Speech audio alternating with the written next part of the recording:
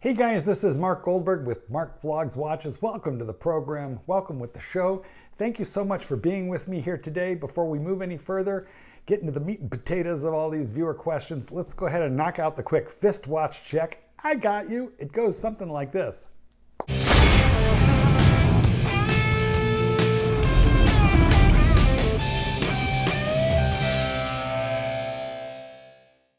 Guys, I'm a dog trainer. Please support me and this channel by buying a copy of my latest book, The Art of Training Your Dog. Hardcover or electronic, you can get it globally. If you're not a dog lover, buy it for someone who is, and subscribe to this channel so we can do this again soon. Throw a like on this video. Now let's get along with the fist watch check. And today, fellas, I am wearing the infamous OP41 in turquoise, otherwise known as the Tiffany blue. Okay, if you've got free questions, I've got free answers that may be worth exactly what you've paid for it, but go ahead and drop them to the email address right there. We're gonna start with Sean. And Sean says, hey Mark, new subscriber, love the channel and the watch content. I see that you do a lot of Q&A. Got an important question for you that I'm struggling with. And like so many of us, Sean has some real first world problems, you know, that are causing him aggravation. So let me read this to you here now. During the summer, I was allocated my first piece after just a couple of months of working with my local AD. Working with means like begging and pleading. Begging and pleading. Anyway, working with my local AD, and I got a 41 millimeter date Submariner. Good on you. That is the new 40 millimeter one. I don't even have one of those yet. Good man. I had purchased $10,000 worth of jewelry before I got the call, and I have remained close with my AD after the purchase, stopping in once per month to exchange pleasantries. That I think is a good thing, you know, that you just retain contact with your AD. These are good people to know. Even though I have only had this piece for 8 months and I love it, I have had my eye on a 41 millimeter Wimbledon Datejust Jubilee and fluted bezel in the near future. I'm hoping to have this piece before I get married in late 2023. So, you know, a year and a half. Here is my issue. I completely understand how rare it is to be allocated such a hard to get piece so quickly from the AD. So I don't want to seem ungrateful by starting the conversation about another piece so soon after the acquisition of my Submariner. The last time I was in the store and mentioned that I was scouting my next piece, one of the other sales associates said I needed to enjoy the Submariner for a while. When and how do I start this conversation without damaging my good standing? P.S. I will look for your response and I will be buying your book to help support the channel. Guys, second commercial.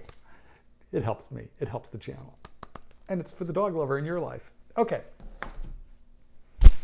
Sean, this is the day and age that we are in right now where you have to romance the AD, and it's worse than romancing someone who is playing like super hard to get. So of course you're going to analyze every little thing. Am I doing it right? Am I doing it wrong? Am I going to offend them? And it's a rabbit hole that you should not jump down. I mean, definitely you have to consider what are your options and so forth, but let me kind of break this down a little bit for you here. What you said is, one of the other sales associates said you need to enjoy the Submariner for a while. What you have to remember is these sales associates are on commission, and they are selling a very good commission product that's super easy to sell when they get inventory. But they have this much demand and they have that much inventory. So let me tell you what I think happened there. You purchased either from a manager or a different sales associate, and you're in there, and maybe your guy wasn't in there, the one who personally processed your sale, and you've run into somebody else who's going to be polite to you. You're a customer of the store, that's natural, and you start talking about Rolex, and they're thinking to themselves, well, you're Joe's customer, you're not my customer. And if you get that Wimbledon, my guy's not going to get that Wimbledon. So my recommendation to you is, although you are building a reputation, or excuse me, a relationship with the store, you want to be building that relationship with the manager of the store and your specific sales associate. It's not that you should blow off any of the other sales associates there. More friends helps. Friends are good. You should take care of all those people in small ways and let them know about your interests. If you're stopping in there all the time and you know what their Starbucks order is, bring one, okay? Now, this whole conversation is going to offend a lot of the viewers. So guys, before you rake me and Sean over the coals, let me say, I understand how annoying it is to have to, romance and stroke the AD as much as you feel you have to. I get it, but like, guys, I didn't invent the game. I'm just playing by the same rules, that everybody else is. So don't hate on me or Sean too much, because I know some of you are thinking, I'd rather go get anything else. Give me an Omega, give me anything else. And fair enough, fair play. There are plenty of other watches out there, that you can get where you don't have to play these kind of silly games. But if you want Rolex, you do have to think about this stuff. Anyway, Sean, what I'm saying is just make sure that when you're talking about this kind of thing, next acquisition, you're talking to the manager of the store who's going to be aware that you spent $10,000 plus the 10 grand on the Rolex. So you've spent, coming up on like $20,000 in that store. The manager is likely to know who you are. He or she probably had to actually approve that sub purchase in the first place.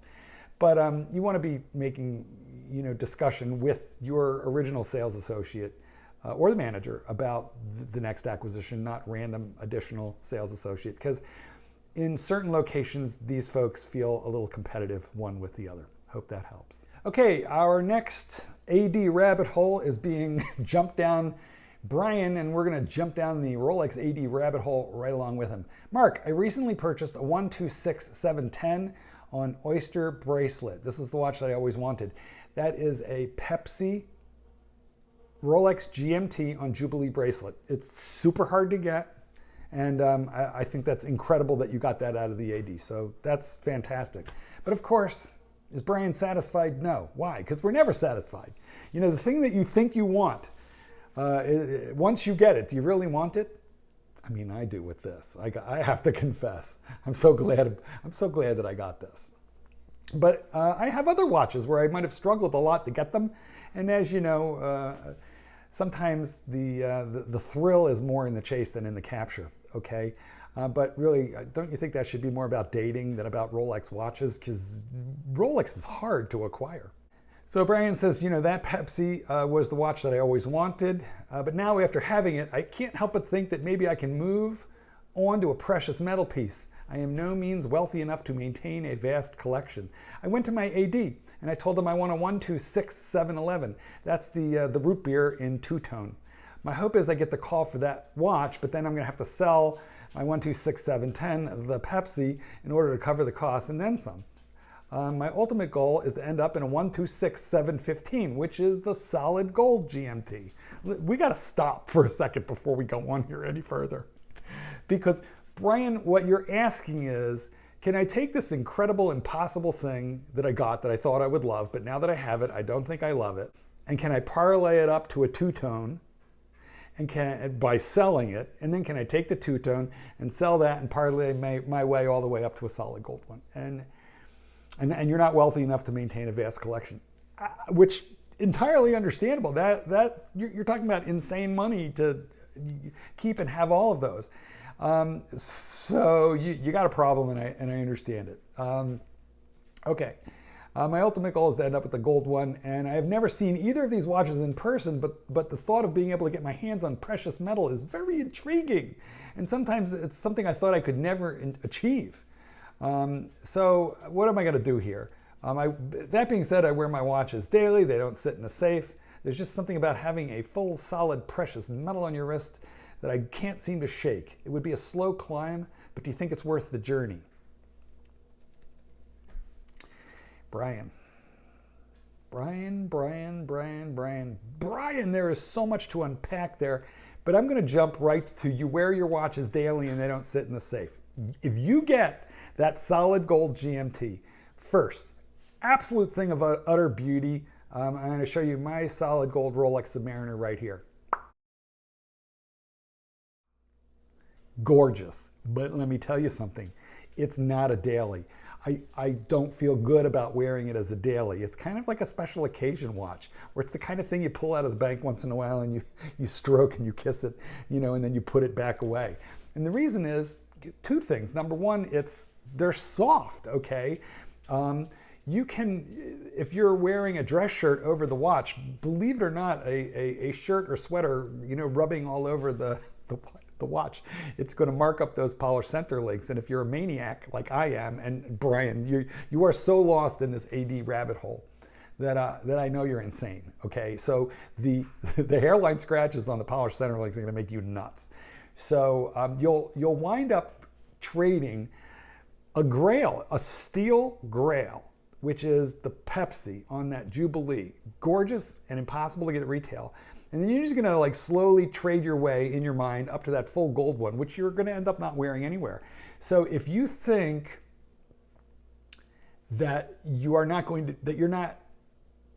you think you're gonna take a watch that you're not happy with and just make it progressively more difficult to wear because it becomes more theft prone and more scratch prone, you're out of your mind. It's not going to work that way. And in fact, what will happen is you will turn around and miss the days that you had the steel one that you could actually wear, because with the Jubilee bracelet and solid steel, it wasn't so scratch prone. Stop. Just stop. Okay. You stop and be happy where you are. That's the first thing, because you're in a fantastic spot. If you're bored with your watch, then you need to shake your mind loose, and the way you can do that is go put it in the bank vault for like 6 months, forget that you have it, and when you pull it out of there, you will be all in love all over again. Trust me, I have to do that sometimes. So you need to miss your watch in order to love your watch again. But if you sell your watch, you are just going to wind up with giant regrets for the reasons that I mentioned a moment ago. But here's another one. You cannot screw around with your AD like this. If you are just parlaying your way from one expensive, impossible to get watch to the next, trust me, your AD is going to catch on to this, and before long, you're going to be persona non grata over there. It's entirely possible that when you go to order the two-tone version in Ever Rose Gold, root beer, beautiful watch, that he might say, hey, where are your Pepsi over here? When you put down the deposit, I'd love to have a look at it. Or how are you getting along with the Pepsi? Send me a picture. I mean, they're not stupid. They know they sold you something worth more than what they charged you. It's worth $10,000, $15,000 more. So they handed you a pile of money. Don't set it on fire, save it. Trust me, just don't. You need to stop right where you are. If you can add the root beer as an additional watch later, even if it takes you some years to save up for it, fine. But you will be so sorry if you get rid of that stainless steel Pepsi. You just got to stop and learn to be happy where you are right now.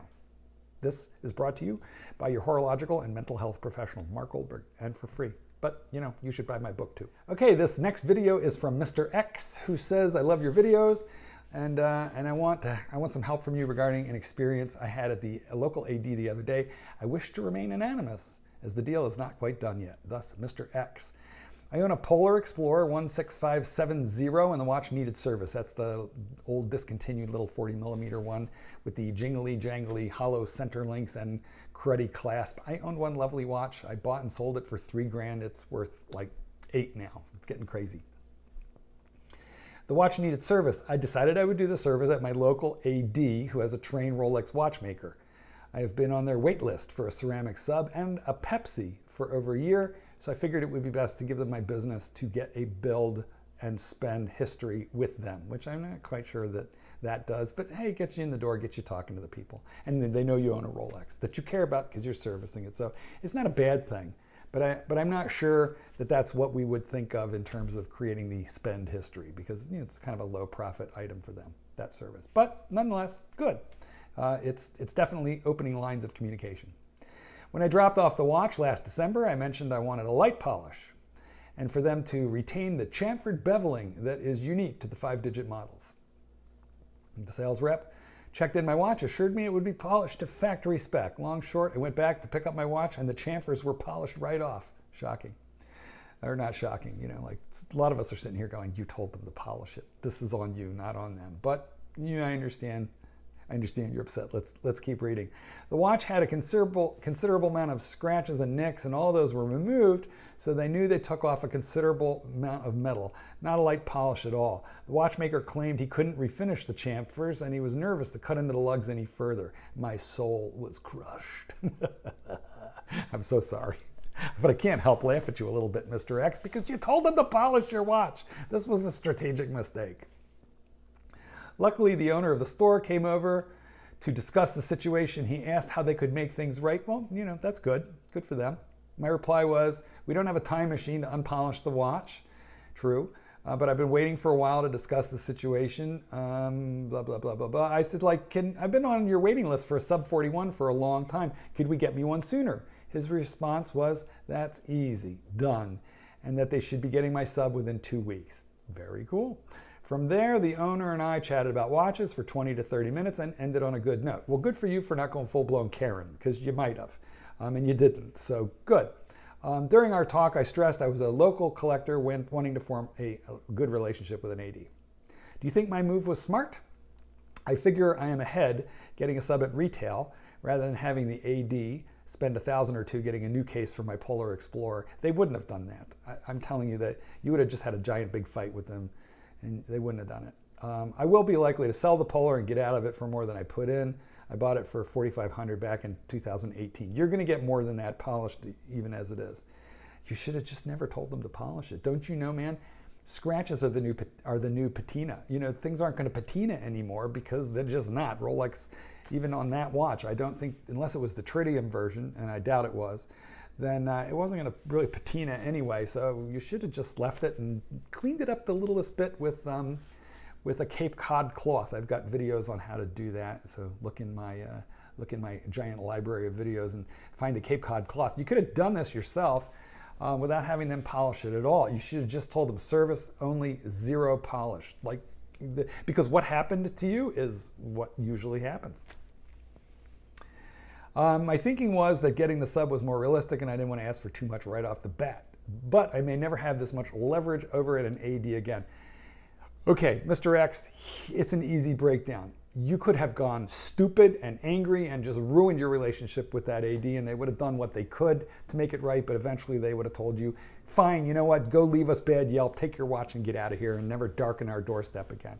But instead, they said, what can we do? How can we make this better? And you told them and they said, fine. Now, what I'd like to know is, did they follow through? Did they get you the Submariner? And what I would do is I would take that and I would be very happy and they would not hear another word about that Explorer, about that Polar Explorer. But yeah, just like you, I would sell it because I would never be able to look at it again and think, you've been ruined, you know, you're dead to me. I want you out of my life. And then you could just go buy another example of it or just be happy with, you know, the newer stuff that you have now. But let this be a lesson to you guys. Rolex, specialist or not, no polish, no polish, no polish. Just clean up your stuff with yourself with a Cape Cod cloth. Service, yes. Polish, no. Guys, this is Mark Goldberg. Let's talk about all of these crazy things in the you know, look, you know what to do. I'm just going to peace out. Comments, that's the word I was looking for. Goldberg, peace out. Paint the sky your favorite color.